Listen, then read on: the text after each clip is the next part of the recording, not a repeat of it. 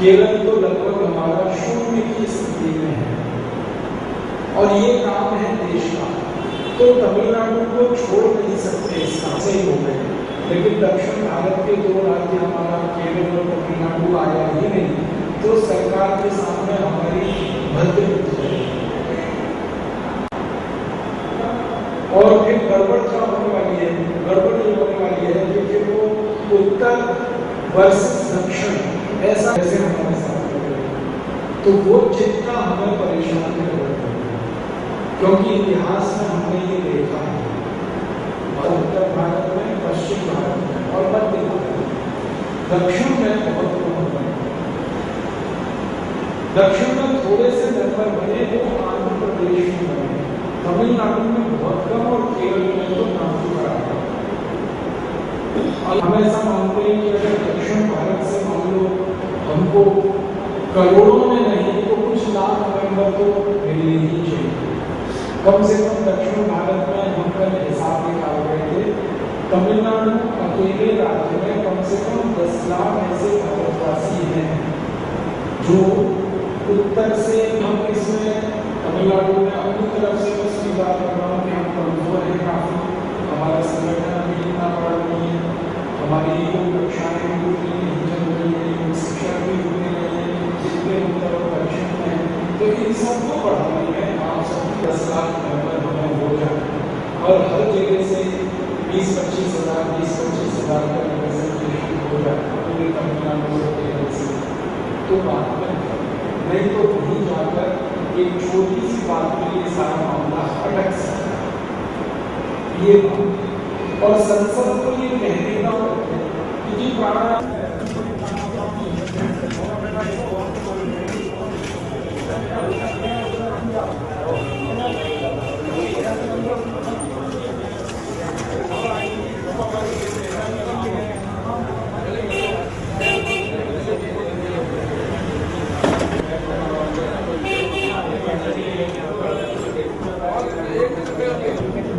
नहीं तो मनोज उठ रहे तो आज सुने हैं ना, ठीक है ना।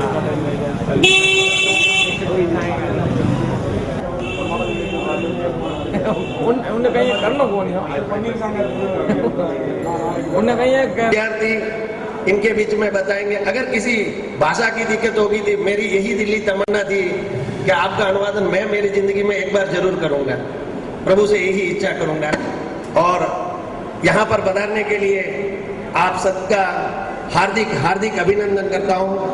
और श्रीमान, आपका ज्यादा समय न लेते हुए श्रीमान राजीव जी दीक्षित को इस मंच पर आपके ही विषय स्वाभिमान, स्वदेशी, स्वास्थ्य और चिकित्सा पढ़कर तो मुझे भी ऐसा लगा कि 2.5 घंटे में इतने बहुल विषयों पर आप कैसे हम सबको अपनी विचारना समझाएंगे।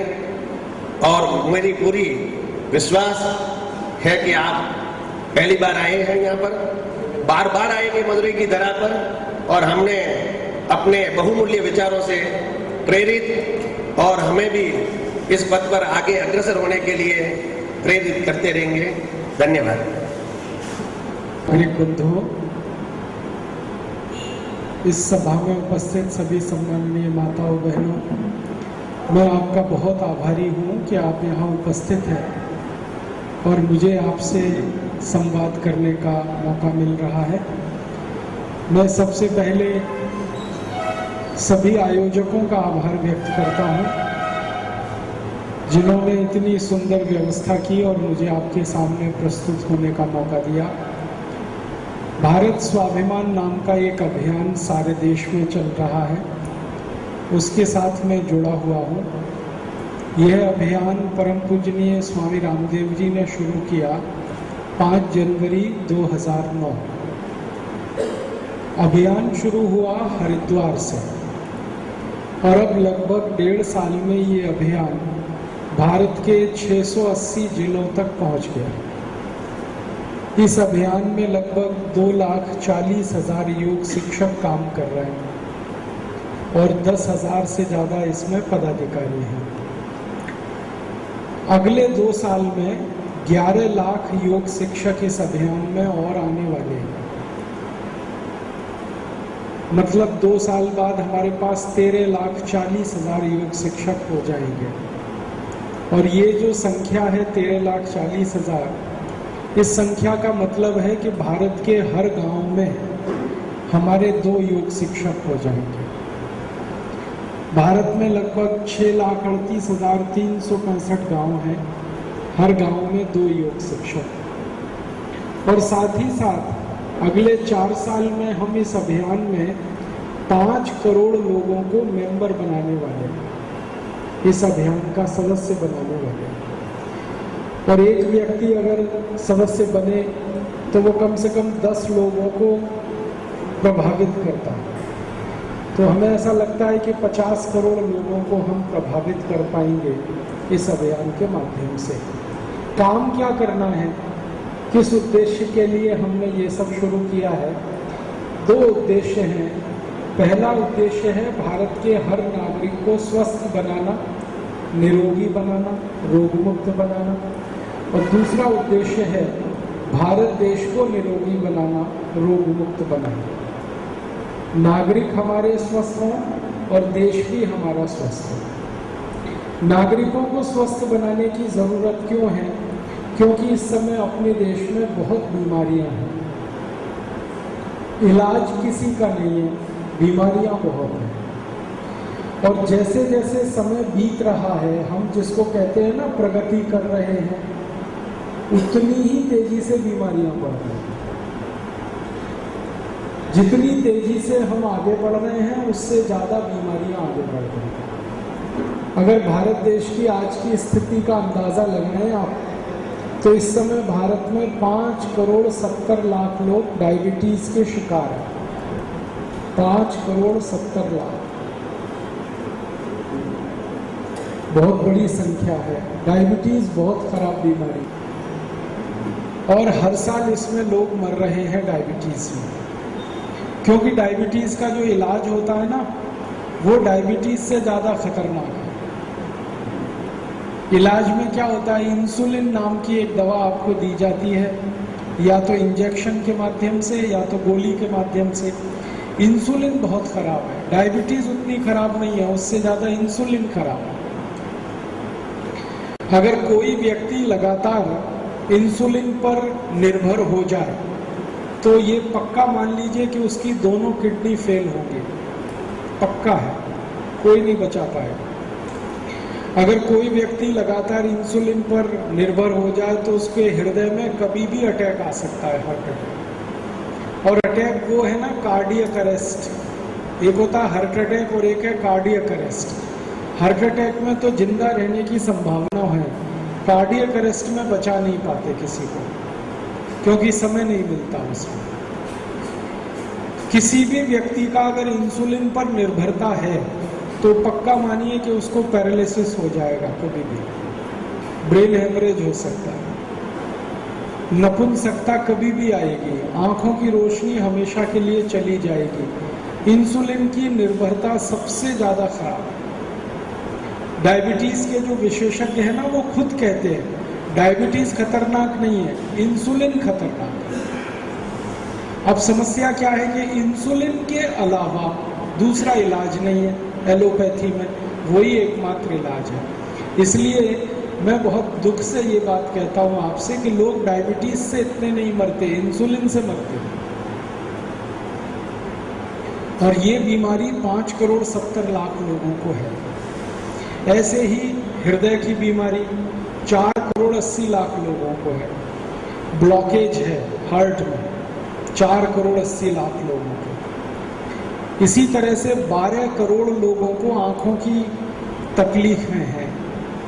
किसी को कम दिखता है, किसी को बिल्कुल नहीं दिखता, रात में नहीं दिखता, दिन में नहीं दिखता, रंगों का अंतर पता नहीं चलता, जिसको हम कलर ब्लाइंडनेस कहते हैं। 12 करोड़ लोग हैं। 14 करोड़ लोगों को दमा है, अस्थमा है, ब्रोंकियल अस्थमा। और दमा के बारे में सभी डॉक्टर ये कहते हैं कि दमा दम निकलने के बाद ही जाता है, माने इलाज नहीं है उसका। इसी तरह भारत में 17 करोड़ लोगों को घुटनों का दर्द है। घुटनों का दर्द, कमर का दर्द, कंधे का दर्द, जोड़ों का दर्द, इसका भी इलाज है।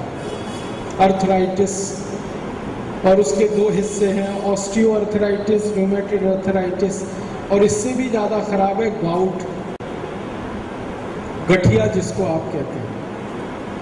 20 करोड़ भारतवासियों को हाइपरटेंशन है। हाइपरटेंशन माने बीपी ऊंचा है, ब्लड प्रेशर बढ़ा हुआ है। और अगर ये मैं सुनाता ही जाऊं तो आप सुनते जाओगे।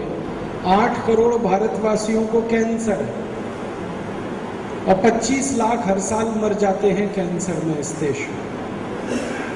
बीमारी ही बीमारी है। भारत सरकार कहती है कि 77 करोड़ भारतवासियों को भयंकर रोग, 77 करोड़, और जिनका कोई इलाज नहीं है, उपाय नहीं। और करीब 23 करोड़ भारतवासियों को सामान्य रोग हैं, जैसे सर्दी, खांसी, जुकाम, बुखार, टॉन्सिलाइटिस, हाइपरथायराइडिज्म, हाइपोथायराइडिज्म। ये वो रोग हैं जो जल्दी ठीक हो जाते हैं, ये लाइलाज नहीं है, लेकिन ये रोग भी करीब 23 करोड़ लोगों को है। माने 100 करोड़ लोग पूरी तरह से बीमारियों की चपेट में है। ये देश की हालत है।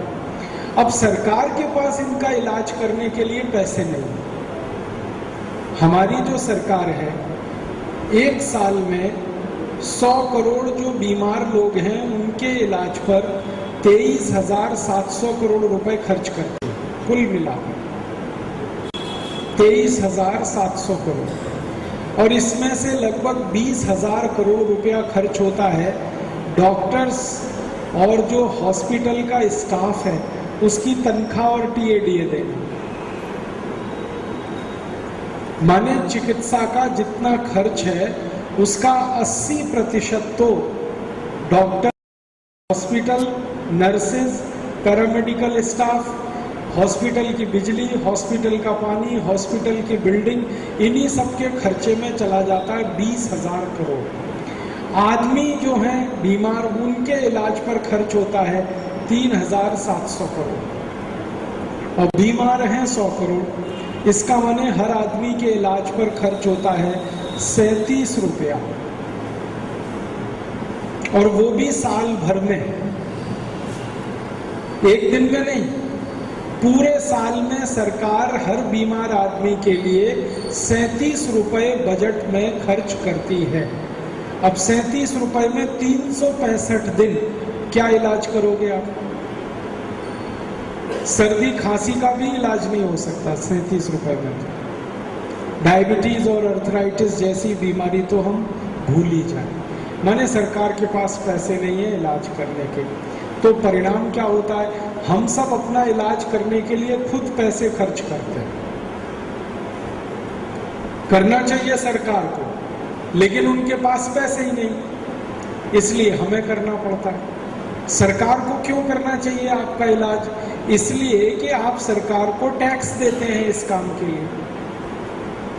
हम सब भारतवासी साल भर में सरकार को 21 लाख करोड़ रुपए का टैक्स देते हैं साल में, 21 लाख करोड़। और ये टैक्स हम 3 जगह देते हैं। एक तो केंद्र सरकार को देते हैं, फिर राज्य सरकार को देते हैं, फिर नगर पालिकाओं को देते हैं। केंद्र सरकार को जो हम टैक्स देते हैं हर साल, वो करीब 8.5 लाख करोड़ है, 8,50,000 करोड़। राज्य सरकारों को देते हैं वो करीब 10 लाख करोड़। 33 राज्य हैं, तो सबका मिलाकर मैं बोल रहा हूँ 10 लाख करोड़। और 2.5 लाख करोड़ हम देते हैं नगर पालिकाओं को। भारत में करीब 14,000 नगर पालिकाएं हैं, म्यूनिसिपल कॉरपोरेशन। तो 2.5 लाख करोड़ नगर पालिकाओं को दे दिया, 10 लाख करोड़ राज्य सरकार को, 8.5 लाख करोड़ केंद्र को, कुल मिलाकर हमने दे दिया 21 लाख करोड़। और ये जो टैक्स हमने दिया इस उम्मीद में कि सरकार हमारी चिकित्सा की सुविधा करेगी, बिजली की सुविधा करेगी, पानी की सुविधा करेगी, सड़क की सुविधा करेगी, शिक्षा की सुविधा करेगी, हमारी सुरक्षा की सुविधा करेगी, विदेशी आक्रमण से देश को बचाएगी। इसलिए तो टैक्स देते हैं, नहीं तो टैक्स देने का मतलब क्या। अब हम तो दे रहे हैं ईमानदारी से हर साल टैक्स, लेकिन सरकार उतनी ईमानदारी से हमारे ऊपर वो खर्च नहीं कर रही है।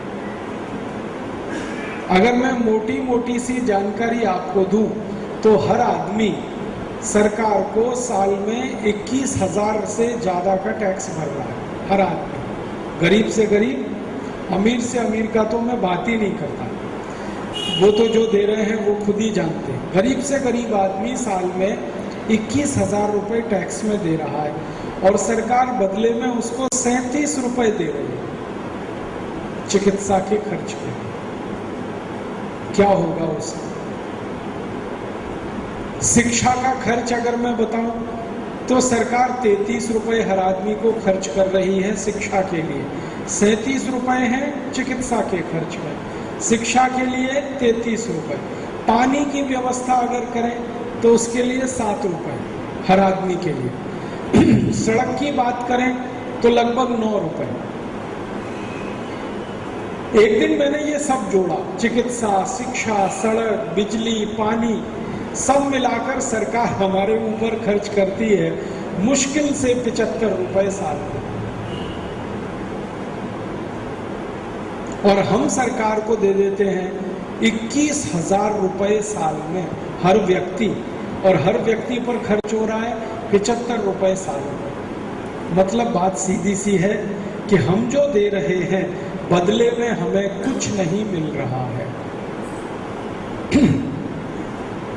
तो जा कहां रहा है सब पैसा? हम तो दे रहे हैं टैक्स में। किसी भी साल भारत सरकार ने ये नहीं कहा कि भारतवासियों ने हमें टैक्स नहीं दिया। हर साल हम टैक्स दे रहे हैं और ज्यादा से ज्यादा दे रहे हैं। अभी 10-12 साल पहले 1 करोड़ लोग इनकम टैक्स देते थे, अब 3 करोड़ लोग इनकम टैक्स दे रहे हैं इस समय। सरकार कहती है कि अगले 2 साल में 5 करोड़ लोग इनकम टैक्स देंगे। माने टैक्स देने वालों की संख्या बढ़ रही है, माने टैक्स का कलेक्शन बढ़ रहा है, माने सरकार की आमदनी बढ़ रही है। फिर सरकार को क्या मुसीबत है खर्च करने? और नए नए टैक्स लगा रहे हैं हमारे ऊपर। हमने जिंदगी में कभी नहीं सोचा सर्विस टैक्स हमारे ऊपर लगा दिया। अंग्रेजों ने भी नहीं सोचा कभी सर्विस टैक्स सरकार ने लगा रखा है। तो नए नए टैक्स भी हमें देने पड़ते हैं और हमारी सुविधा के लिए पैसे भी खर्च नहीं होते। आखिर ये जाता कहाँ है सारा पैसा? क्या होता है इस पैसे का?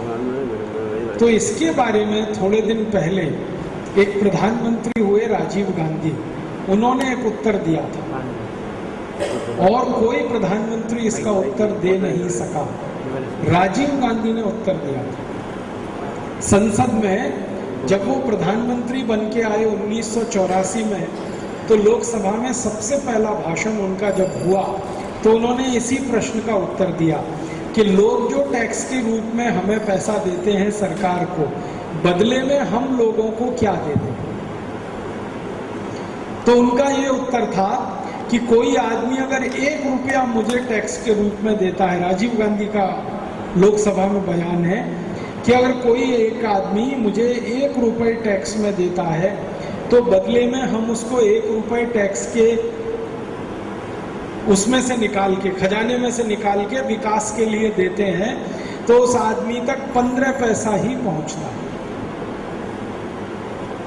85 पैसा की जेब में गया, अधिकारियों की जेब में गया। और पूरे देश का आंकड़ा ये निकलता है 18 लाख करोड़ हर साल लूटता है इस देश में, घूसखोरी में, भ्रष्टाचार में, रिश्वतखोरी में। तो आपके लिए फिर पैसे बचेंगे कहाँ? 21 लाख करोड़ का टैक्स दिया आपने, 18 लाख करोड़ लूट गया। अब उसमें से जो बच गया 3 लाख करोड़, उसमें से जाएगा सेना के लिए 1.5 लाख करोड़, तो अब रह गया 1.5 लाख करोड़। अब 1.5 लाख करोड़ में क्या होगा पूरे देश का, जिसकी आबादी 120 करोड़। इसलिए भारत में कोई भी काम सरकार ठीक से नहीं कर पाती, न शिक्षा का कर पाती है। शिक्षा का काम कितना बुरा है सरकार का, आज़ादी के 63 साल के बाद भी भारत में 50 करोड़ लोग निरक्षर हैं। और इससे भी ज़्यादा दुख है मुझे कि भारत में जितने बच्चे एडमिशन लेते हैं ना पहली कक्षा में सारे देश में, उसमें से मुश्किल से 2% ही उच्च कक्षा तक पहुंच पाते हैं। पहली कक्षा में अगर मान लो 100 बच्चों ने एडमिशन लिया तो आखिरी कक्षा तक पहुंचते पहुंचते वो 2 रह जाते हैं। आखिरी कक्षा माने एमए मान लो, एमएससी मान लो, एमकॉम मान लो, एमबीए मान लो, जिसको हम पोस्ट ग्रेजुएशन कहते हैं।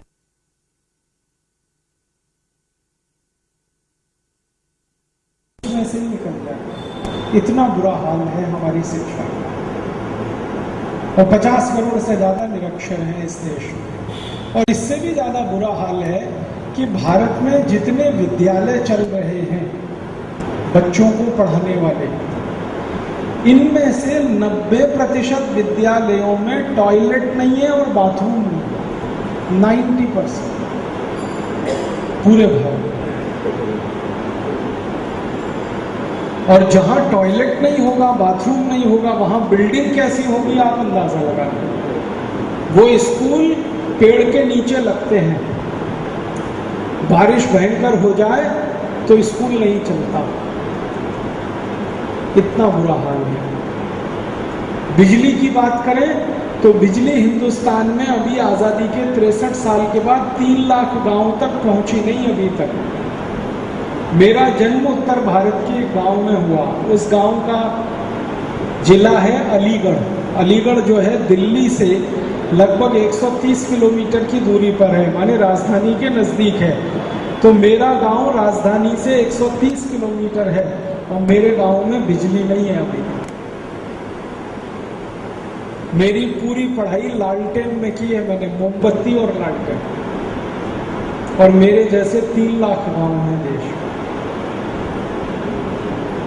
इतना बुरा हाल है। सड़क नहीं है 4 लाख गांव में, बिजली नहीं है 3 लाख गांव में, हॉस्पिटल नहीं है, डॉक्टर नहीं है, बीमारियों का इलाज करने के लिए दवाएं नहीं है। तो ये इतना बुरा हाल देश का क्यों है?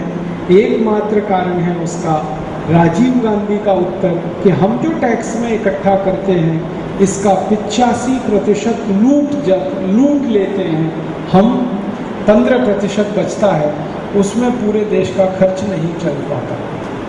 अब मैं इससे भी ज़्यादा खराब बात आपसे कहने आया वो ये कि राजीव गांधी अब जीवित नहीं। उनका बेटा है राहुल गांधी, वो इस समय लोकसभा में है। उसने अभी कहा कि मेरे पिताजी के समय में 1 रुपये से 15 पैसा गरीब आदमी तक पहुंचता था, अब मेरे समय में 1 रुपये से 8 पैसा ही गरीबों तक पहुंचता है। अब 2010 में इतना बुरा हाल, सिर्फ 8 पैसा पहुंचता है। माने भ्रष्टाचार और बढ़ गया है, घूसखोरी रिश्वतखोरी और बढ़ गई। तो हम ये अपेक्षा अब नहीं रख सकते कि सरकार हमारी शिक्षा की व्यवस्था करे, चिकित्सा की व्यवस्था करे या विकास करे। हो ही नहीं सकता जब तक भ्रष्टाचार पर हम रोक नहीं लगाते, कानून नहीं बनाते, कठोरता नहीं उठाते, तब तक तो किसी का भी विकास होना संभव नहीं। अब एक तरफ ये स्थिति है, सरकार के पास पैसे नहीं है इलाज करने, और दूसरी तरफ बीमारियां रात दिन बढ़ रही हैं। तो क्या किया जाए? तो एकमात्र उपाय है कि हर आदमी को इलाज करने के लिए खुद तैयार किया जाए। हमारे बजट में 2 शब्द इस्तेमाल होते हैं। अक्सर आप बजट भाषण सुने ना, तो सरकार का वित्त मंत्री जब बजट पेश करता है तो 2 शब्दों को बार बार रिपीट करता है, public expenditure, private expenditure. Public expenditure, private expenditure. Public expenditure का मतलब क्या होता है? सरकार के द्वारा किया गया खर्चा। तो मैंने कहा हर व्यक्ति पर 37 रुपए खर्च होगा सरकार को, ये है पब्लिक एक्सपेंडिचर।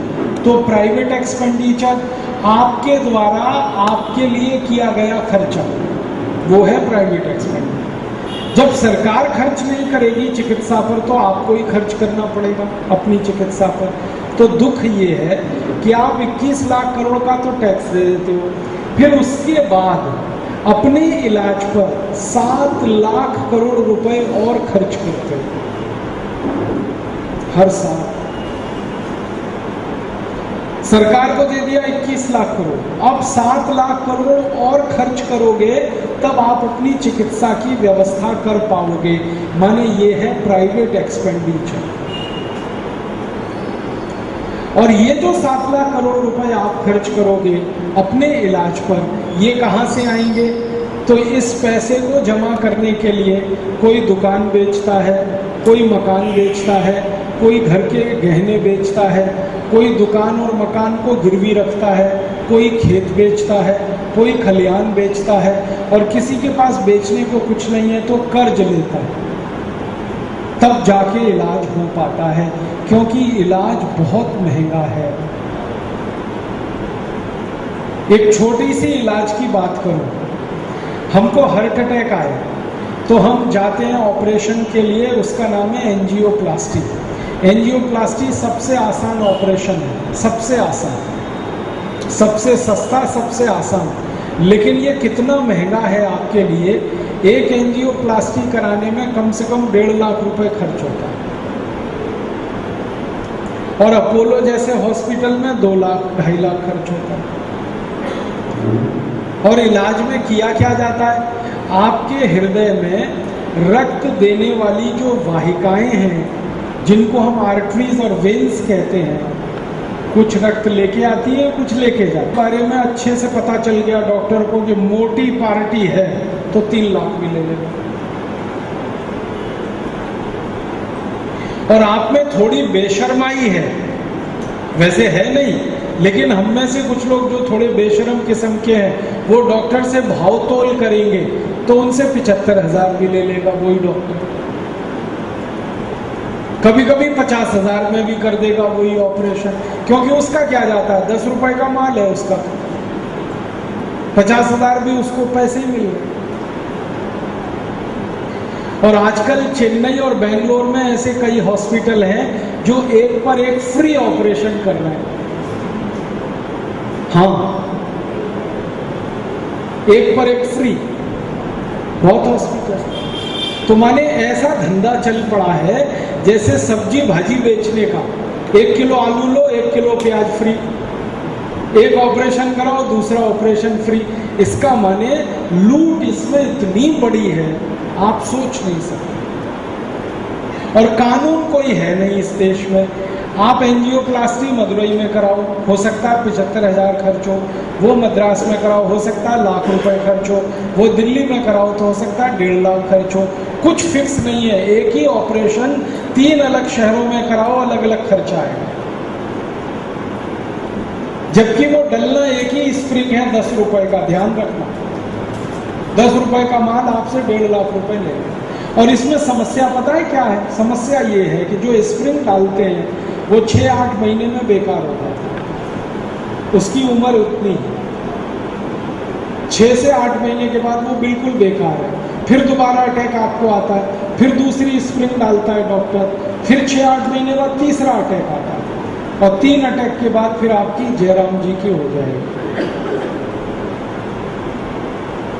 डॉक्टर आपसे ले लेगा कम से कम 4.5-5 लाख, और आप भगवान जी के पास चले जाएंगे। ये है सारा खेल। कारण जानते हैं क्या है? ये जो एंजियोप्लास्टी है ये सक्सेस नहीं है, सफल नहीं है। सारी दुनिया के विशेषज्ञ कहते हैं ये सफल नहीं। तो आप कहोगे जी बाईपास कराएं क्या? बाईपास भी सफल नहीं है। आज आपने बाईपास कराया, कल फिर अटैक आ सकता है आपको, कोई गारंटी नहीं उसकी। तो आपको ओपन हार्ट सर्जरी, उसकी भी कोई गारंटी नहीं। ये तो बड़ी समस्या है। खर्चा भी करें और इलाज की कोई गारंटी नहीं। सभी के बारे में यही कहा जा सकता। आपको अगर बीपी है हाई, कोई गारंटी नहीं ले सकता कि आपका बीपी ठीक करा दे वो किसी भी दवा से। वो कहेगा जिंदगी भर खाओ गोली। अब जिंदगी भर तो खाना खाया जाता, गोली थोड़ी खाई जाती। गोली तो महीने 2 महीने खाए ठीक हो जाए, उतना ही है। खाना खा सकते हैं रोज, लेकिन वो कहते हैं रोज गोली खाओ, 4 सुबह 4 दोपहर 4 शाम। गोली ऐसे खाओ जैसे सब्जी खाते हो, सब्जी की जगह गोली खाओ। ऐसा पूरे देश में माहौल। डायबिटीज हो जाए तो जिंदगी भर इंसुलिन लगाओ, हाई बीपी हो जाए जिंदगी भर गोली खाओ, ये गठिया बात हो गया जिंदगी भर पेन किलर खाओ। ये समस्याएं देश में हैं और एक बहुत खराब स्थिति है कैंसर के मरीजों की। कैंसर के मरीजों का तो इतना बुरा हाल है, लाखों रुपए तो चले जाते हैं, मरीज भी चला जाता है। और कैंसर के सारे डॉक्टर एक बात कहते हैं कि मरीज कैंसर से नहीं मरता, कैंसर का जो ट्रीटमेंट उसको दिया जाता है उससे मरता है। जो कीमोथेरेपी और वो सब करते हैं ना, उसमें मर जाता है। तो ऐसा घटाटोप का माहौल है।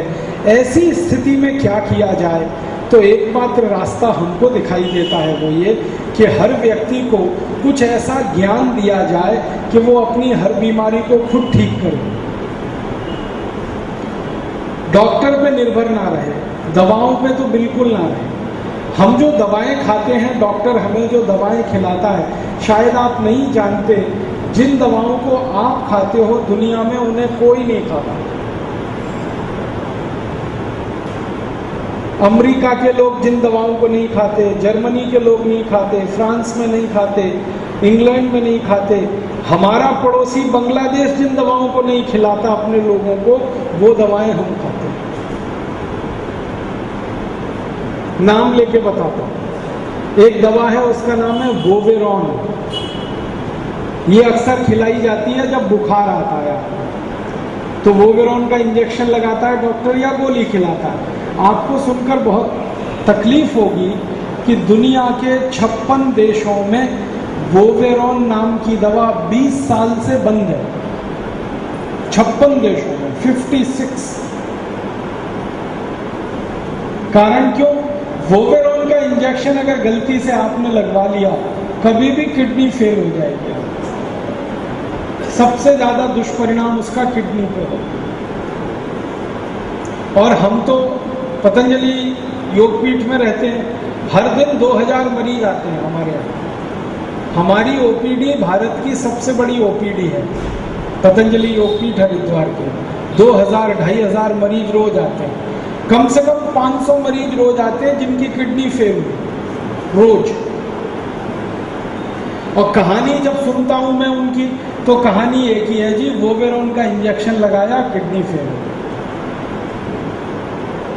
कोई कहेगा जी पैरासीटामोल मुझको दिया, किडनी मेरी फेल हो। तो पैरासीटामोल और वोवेरॉन, ये 2 खतरनाक दवाएं दुनिया के देशों में कहीं नहीं बिकती, क्योंकि ये किडनी फेल कराती हैं। भारत में धड़ल्ले से ये दोनों ही दवाएं बिकती। एक दवा है, उसका नाम है क्विलोकिनोल। ये दवा दी जाती है जब आपको डायरिया हो जाए, डिसेंट्री, दस्त हो जाए, पेचिश हो जाए, तो डॉक्टर आपको क्विलोकिनोल जरूर खिलाएगा। ये क्विलोकिनोल दुनिया के 104 देशों में बंद है पिछले 40 साल से। कारण क्या है?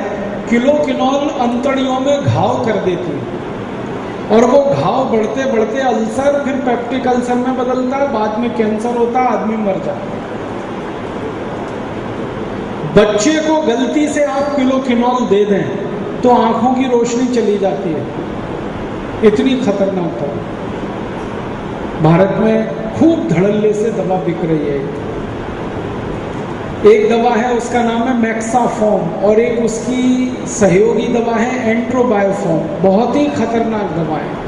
150 से ज़्यादा देशों में बंद है ये दोनों दवा, भारत में बिक रही है। एस्पिरिन, डिस्पिरिन, नोवाल्जिन, एनाल्जिन सब बंद हैं। हमारे पड़ोसी देशों में बंद हैं, बांग्लादेश में, मलेशिया, इंडोनेशिया, भारत में बिक रहे हैं। ऐसी अपने भारत में 84,000 दवाएं बिक रही हैं जो दुनिया भर में बंद हैं। कैसे चल रहा है ये सारा खेल? ये सारा खेल चल रहा है करप्शन पे। दवा बेचने वाली कंपनियां मिनिस्टर को पैसे खिलाती हैं, लाइसेंस ले लेते हैं, उस लाइसेंस से दुनिया की सबसे घटिया से घटिया दवा बनाते हैं, फिर वही बेचने के लिए डॉक्टर के पास जाते हैं। मेडिकल रिप्रेजेंटेटिव नाम का एक जीव पैदा हुआ है सारी दुनिया में, ये दवाएं बिकवाने के काम रात दिन धंधे में लगा रहता है। वो एक एक डॉक्टर के पास जाएगा, कन्विंस करेगा उसको और कहेगा डॉक्टर साहब देखो नई दवा आई है हमारी कंपनी की।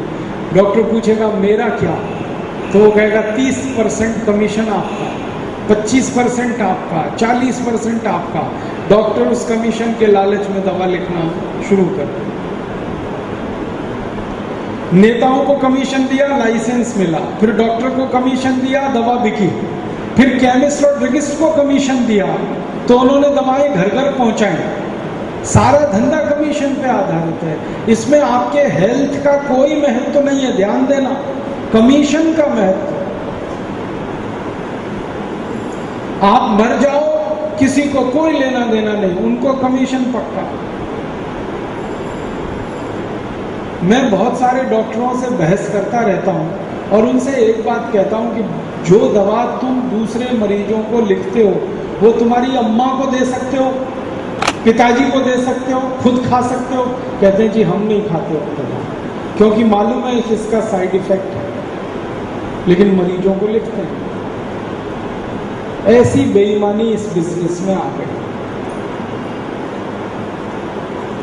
फिर क्या उपाय है?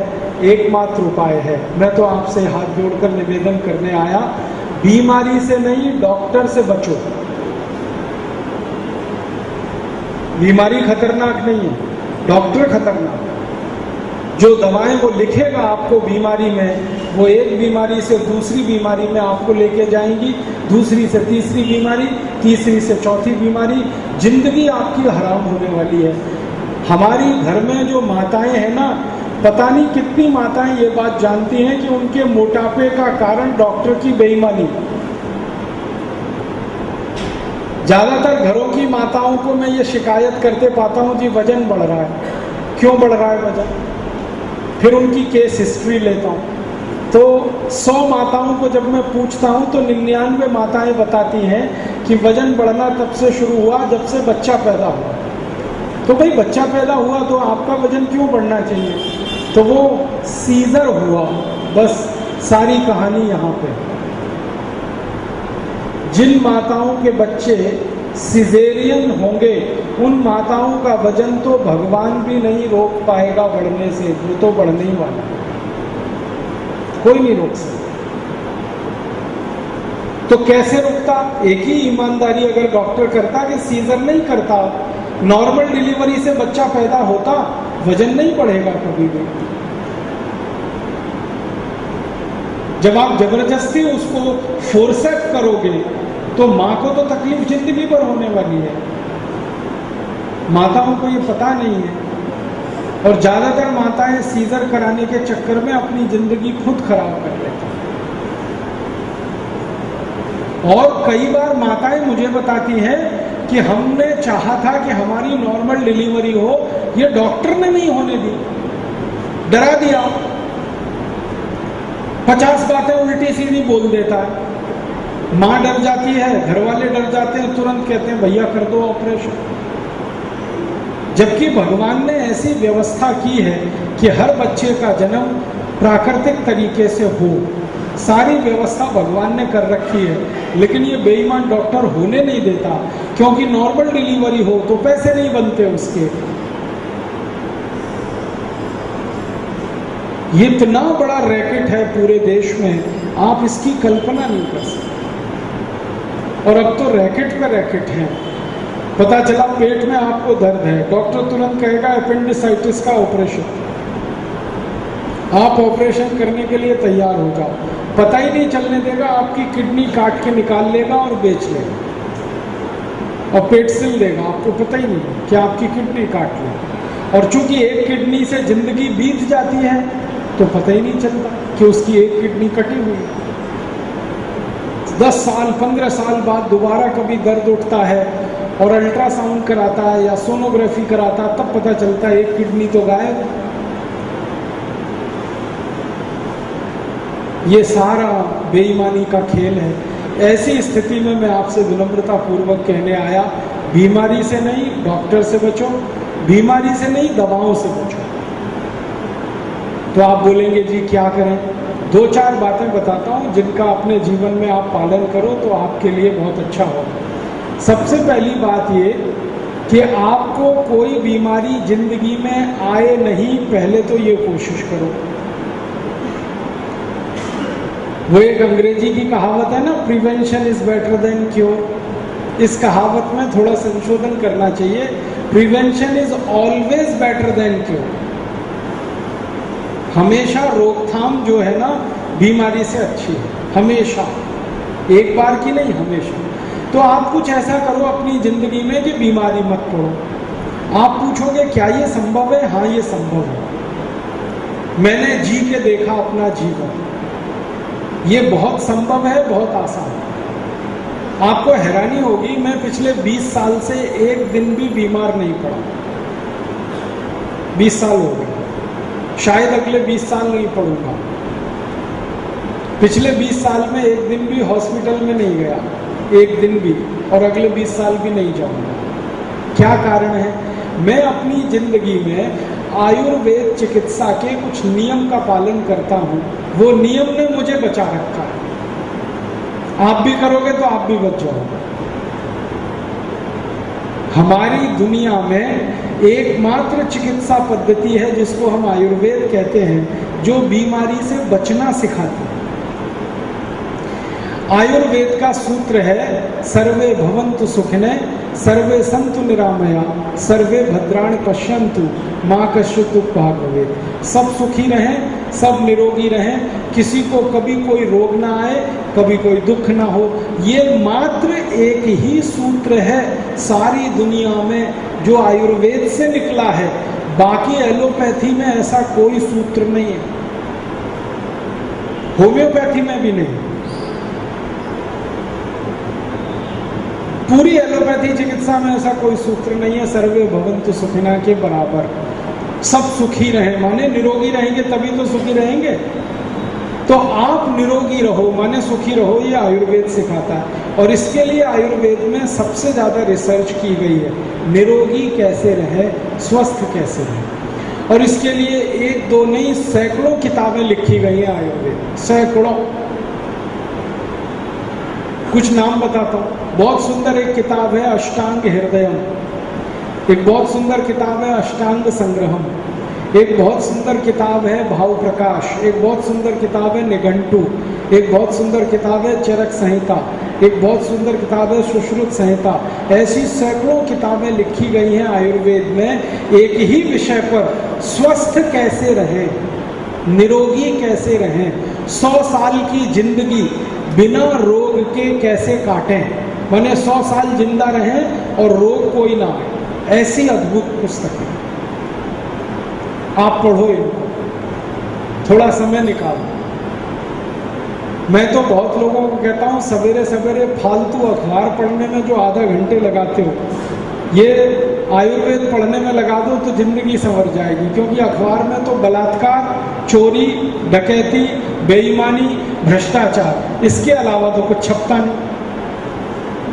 और अगर छपता हो तो बताओ मुझे। उसमें आधा घंटे रोज हमारा बर्बाद होता है, कई लोगों का 1 घंटा बर्बाद होता है। ये रोज का 1 घंटा निकाल के कोई ऐसी पुस्तक पढ़ लें चिकित्सा और स्वास्थ्य की, तो अपने भी काम आए, पूरे परिवार के काम। समय निकाल के सही चीज पढ़ने की आदत डालो।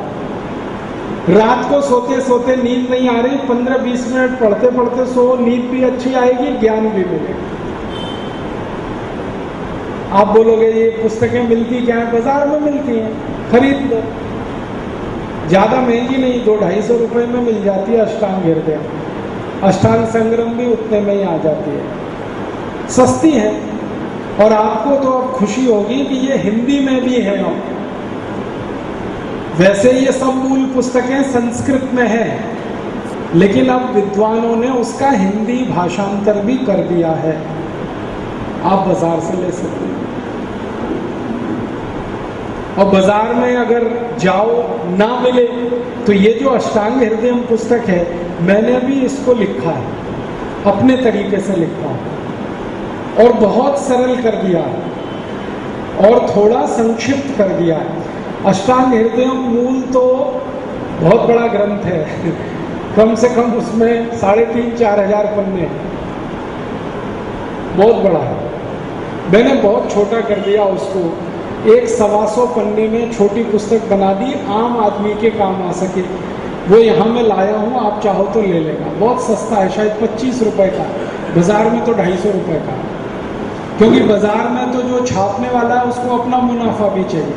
हमने इसको छापा है, कोई पैसा हमें ना मिले, जितना खर्च छपाई में आया उतने में, और उसमें हमने रंगीन कागज नहीं लगाया, सस्ता वाला कागज लगाया, उसमें हार्ड बाउंड कवर पेपर नहीं लगाया, सरल सा, तो सस्ता कर दिया ताकि कोई भी गरीब आदमी खरीदे।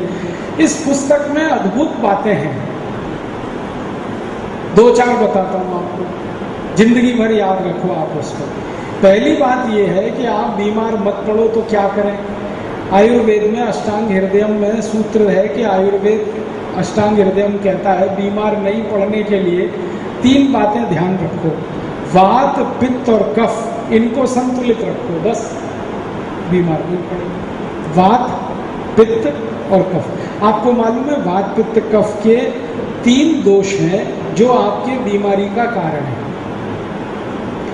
ये बीमार कब बनाते हैं किसी व्यक्ति को? जब वात, पित्त, कफ में संतुलन टूट जाता है, असंतुलन आ जाता है, वात बहुत बढ़ गया, पित्त बहुत घट गया, कफ बहुत बढ़ गया, वात बहुत घट गया, तभी बीमारी आएगी। जो वात, पित्त, कफ संतुलित है, समान है, तो बीमारी आने की कोई संभावना नहीं। ये आयुर्वेद का मूल रहस्य है।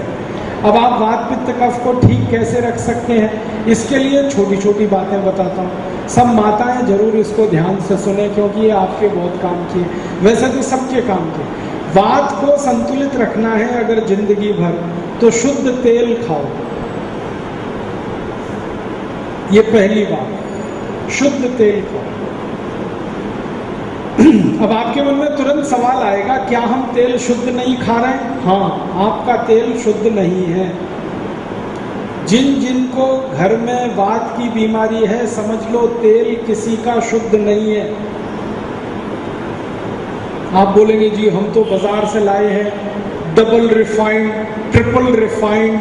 ये डबल रिफाइंड, ट्रिपल रिफाइंड माने जहर, तेल नहीं। आपको मालूम है ये डबल रिफाइंड, ट्रिपल रिफाइंड चक्कर क्या है? तेल जो होता है ना, जो तेल मिल से निकाला जाता है, जैसे तिल, जैसे सरसों, जैसे नारियल, जैसे मूंगफली, आपने दे दी किसी तेल मिल वाले को, उसने पीस के तेल निकाल दिया, ये है शुद्ध तेल, ये खाओ। तो फिर बाकी तेल क्या है? बाकी में सब है मिलावट। वो मिलावट पता है क्या है? तेल को जब रिफाइन करते हैं तो तेल की चिकनाई निकालते हैं, और जब तेल की चिकनाई निकल जाती है तो तेल पानी हो जाता है। और तेल की जब एक बार चिकनाई निकाली जाती है तो उसको कहते हैं रिफाइनिंग ऑफ ऑयल। जब 2 बार चिकनाई निकालते हैं तो डबल रिफाइनिंग, और 3 बार निकाल लिया तो ट्रिपल रिफाइनिंग। तो बचा क्या उसमें? पानी है वो तो।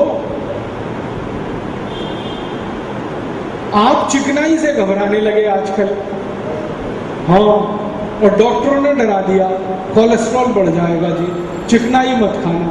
मैं आपको जो कहने आया वो ये कि चिकनाई खाना देख के खाना, कौन सी खाने लायक है, कौन सी खाने लायक नहीं है। चिकनाई दुनिया में 2 तरह की है, एक अच्छी और एक बुरी। बुरी चिकनाई कभी मत खाओ, और अच्छी चिकनाई जरूर खाओ। जो अच्छी चिकनाई होती है वो शरीर में बढ़ाती है हाई डेंसिटी लिपोप्रोटीन, HDL, ये अच्छी चिकनाई। और जो बुरी चिकनाई है वो बढ़ाती है LDL, लो डेंसिटी लिपोप्रोटीन। तो वो चिकनाई कभी मत खाओ जिससे LDL बढ़े, वो खतरनाक है। और वो चिकनाई जरूर खाओ जिससे HDL बढ़े, क्योंकि उसकी जरूरत है।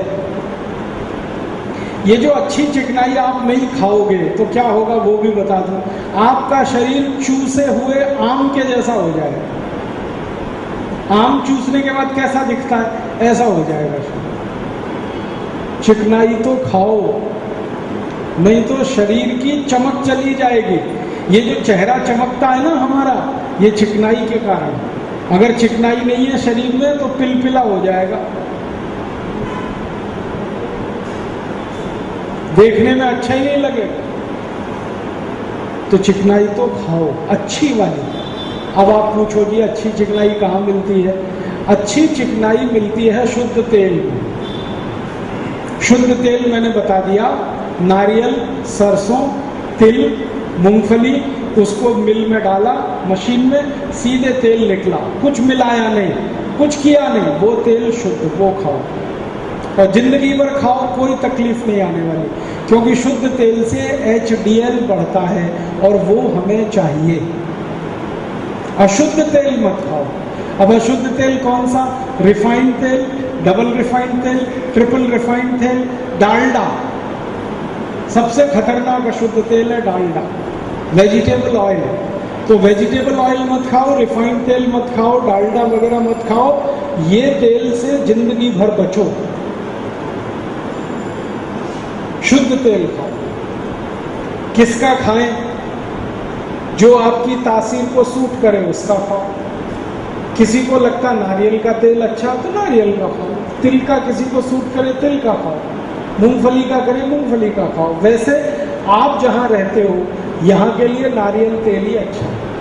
जब आप राजस्थान जाओगे तो वहाँ के लिए सरसों का तेल अच्छा है। जब आप जम्मू कश्मीर जाओगे वहाँ के लिए तिल का तेल बहुत अच्छा है। पहाड़ में रहें तो तिल का तेल, मैदान में रहें तो सरसों आदि का तेल, और समुद्र के किनारे रहें तो नारियल का तेल। शुद्ध खाओ, कभी तकलीफ नहीं आएगी। और जिंदगी में वात का कभी कोई रोग नहीं आएगा। शुद्ध तेल की इतनी ताकत है। और वात के 80 रोग हैं, 80 शरीर में। घुटनों का दर्द, कमर का दर्द, कंधे का दर्द, जोड़ों का दर्द, ऐसे 80 रोग हैं। ये सब रोगों से बच जाओगे शुद्ध तेल को। अब कहाँ से आएगा? मदुरई में ढूंढो, कोई तेल मिल है क्या? नहीं है तो लगा लो। बहुत सस्ते में मशीन आती है आजकल। जो गुजरात वाले भाई बहन ना, राजकोट में मैंने देखा शुद्ध तेल निकालने की मशीन 50,000 की है। और वो इतनी छोटी है कि 10 फीट लंबा कमरा, 10 फीट चौड़ा कमरा उतने में लग जाती है। और सब तरह के तेल एक ही मशीन से निकल आते हैं। नारियल का भी निकलता है, सरसों का भी निकलता है, तिल का भी निकलता है, मूंगफली का भी उसी मशीन से निकलता है। तो 50,000 की मशीन का ऑर्डर दे दो, यहाँ लगवा लो, क्या मुश्किल है। अपनी अपनी नारियल लेके जाओ, तेल निकलवा के लाओ, मूंगफली लेके जाओ, तेल निकलवा के लाओ। और या तो कोई पुरानी तेल मिल होगी, ढूंढ लो, उसे जिंदा कर दो, बंद हो गई होगी वो, फिर वापस चालू करो। और नहीं तो मेरी बात मानो, एक लकड़ी का कोल्हू बनवा लो, बढ़ई यहाँ है।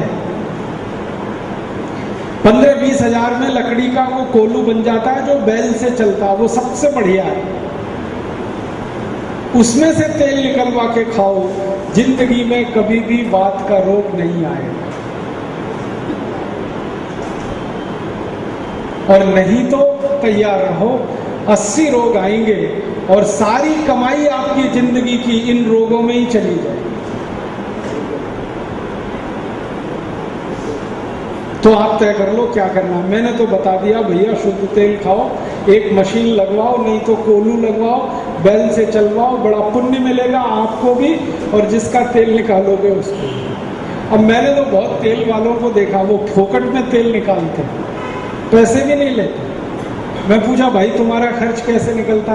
वो कहते हैं जो तेल निकालते हैं ना, उसमें तेल तो दे देते हैं, खली रख लेते हैं, उसको बेच के पैसा निकल आता है। कितना बढ़िया।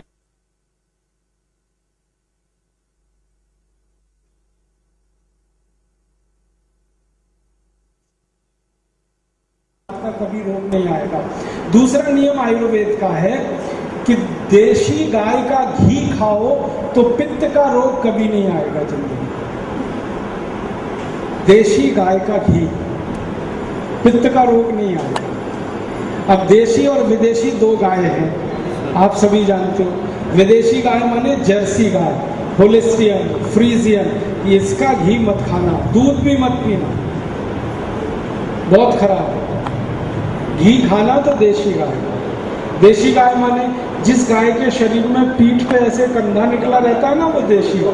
और जितना ऊंचा कंधा उतनी अच्छी गाय, इसे खाओ, भरपेट खाओ, कोई दिक्कत नहीं। आयुर्वेद में तो कहा गया है कि ये दूध को दही बना के उसको मथानी चला के जो मक्खन निकलता है ना, ये सबसे अच्छी वस्तु है खाने की, मक्खन। आयुर्वेद में कहा गया है कि घी को पचने में 4 घंटे लगते हैं, मक्खन पचने में 40 मिनट ही लगते हैं। सबसे जल्दी हजम होता है, इसलिए भगवान कृष्ण मक्खन ही खाते थे और खूब खाते थे, पेट भर के खाते। कभी सुना हार्ट अटैक आया हो, या कार्डियक अरेस्ट हुआ, या ब्रेन हेमरेज हुआ? क्यों नहीं आया श्री कृष्ण को हार्ट अटैक, जबकि मक्खन पे मक्खन खाते थे, पेट भर के खाते थे? इस पर मैंने थोड़ी सी रिसर्च की तो पता चला श्री कृष्ण मक्खन अकेला नहीं खाते थे, मिश्री के साथ मक्खन खाते थे। मिश्री और मक्खन की जबरदस्त दोस्ती है, और ये दोस्ती पता है कैसी है? जो चीज मक्खन में नहीं है वो मिश्री में है, और जो मिश्री में नहीं है वो मक्खन में है, और दोनों मिलाओ तो पूरा भोजन है।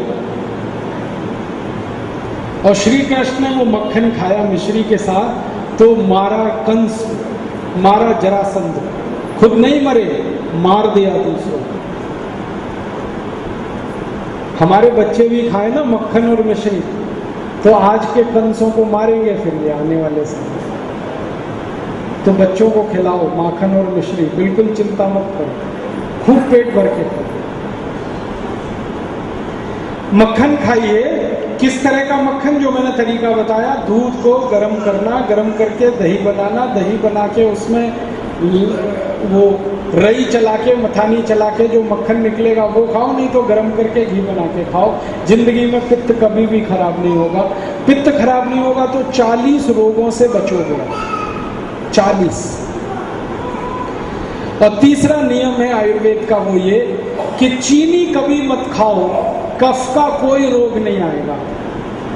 चीनी, चीनी माने शुगर, चीनी छोड़ दो तो कफ की बीमारी नहीं आएगी।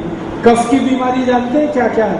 सर्दी, खांसी, जुकाम, बुखार, नाक में से खून आना, गले में टॉ। कफ की सबसे खराब बीमारी है मोटापा। तो अगर कफ से बचना है तो चीनी मत खाओ। चीनी छोड़ते ही कफ की बीमारी खत्म हो जाएगी आप। तो फिर क्या खाएं? गुड़ खाओ, गुड़, गुड़ खाओ। गुड़ सबसे अच्छी चीज है। और गुड़ से भी अच्छी एक चीज है मिश्री खाओ, जो थोड़ी देर पहले मैं कह रहा था। मिश्री को देखा ना, गोल गोल जैसी बॉल जैसी आती है, वो शुद्ध है। जो बारीक दाने हैं ना, वो तो शक्कर से बनी है, वो मत खाना। और एक बूरा आता है, बूरा, बूरा समझते हैं? राजस्थान वाले समझते हैं। बूरा पीला पीला खांड से बनता है, तो बूरा खाओ, मिश्री खाओ, गुड़ खाओ। और अगर खा सकते हो, मैं माफी मांग के कह रहा हूं, शहद खाओ अगर खा सकते हो। शहद नहीं खा सकते, कोई चिंता नहीं, गुड़ खाओ। बाजार में गुड़ उपलब्ध है। और गुड़ जब लाना तो एक चीज देखना बस, कि उसका रंग कैसा है। अगर ज्यादा सफेद रंग का गुड़ है तो मत लेना, वो निरमा वॉशिंग पाउडर से बनता है। तो कौन सा गुड़ लें? काला काला, गहरे लाल रंग का, काले रंग का जो गुड़ है, जो देखने में खराब है वो खाने में अच्छा है, वो गुड़। गुड़ और चीनी का अंतर बताता हूं। आप आधा किलो खाना खा लो, आधा किलो दाल, चावल, रोटी, सब्जी, सलाद सब मिला के आधा किलो। आधा किलो खाने के ऊपर छोटा सा गुड़ खाओ, 1 ग्राम बस। तो ये 1 ग्राम गुड़ आधा किलो खाने को 4 घंटे में हजम करा देगा। 1 ग्राम गुड़ 4 घंटे में आधा किलो खाना पूरा हजम हो जाता है, डाइजेस्ट हो जाता है। अब इसका उल्टा सुनाता हूं, आधा किलो खाना खाओ और ऊपर से आधी चम्मच चीनी खा लो, तो ये आधी चम्मच चीनी